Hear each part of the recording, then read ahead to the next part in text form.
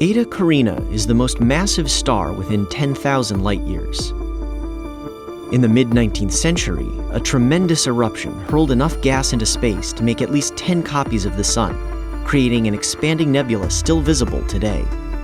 New results from NASA satellites, ground-based telescopes, and theoretical models are providing astronomers with an improved understanding of the system. At the nebula's heart lie two giant stars. The smaller of the two is 30 times the mass of the Sun and 1,000,000 times brighter. The primary weighs 90 suns and shines 5 times brighter than its companion. Both stars produce powerful outflows called stellar winds, but the primary's is so dense it prevents astronomers from directly observing the star. The secondary's orbit is among the most eccentric known. Every 5.5 years, when the two stars swing toward closest approach, or periastron, they come about as close to each other as Mars is from the Sun. Eta Carinae's most recent periastron occurred in August 2014, and many of NASA's space-based telescopes, as well as ground-based observatories, looked on.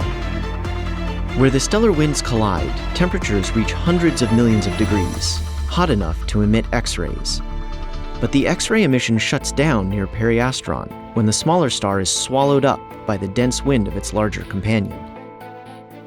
The X-rays gradually recover after periastron, but they do so a bit differently each time, suggesting structural changes in the dueling winds. Recent observations have helped theorists refine computer models of this interaction. Here, darker colors indicate lower gas densities around the stars, while the stars themselves appear as black circles.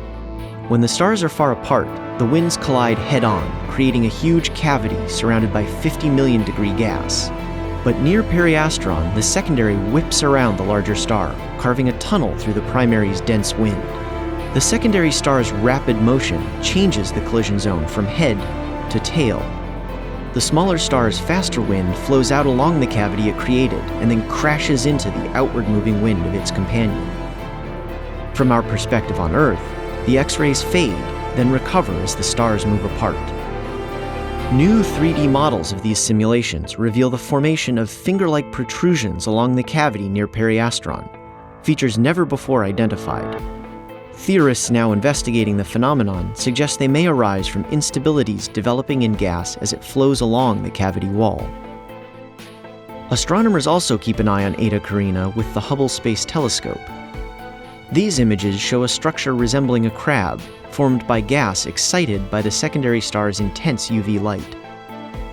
This light dims near periastron when the secondary passes through the thickest part of the primary's wind. The gas relaxes, settling into a lower energy state. As a result, the crab appears in a different spectral line until the stars move apart and the UV light is restored. Eta Carinae is one of the closest and most massive colliding wind binaries, and serves as a natural laboratory for studying these rare and important objects. While its past eruptions remain unexplained, astronomers think they have a handle on its current state, a claim to be tested at the next periastron in February 2020.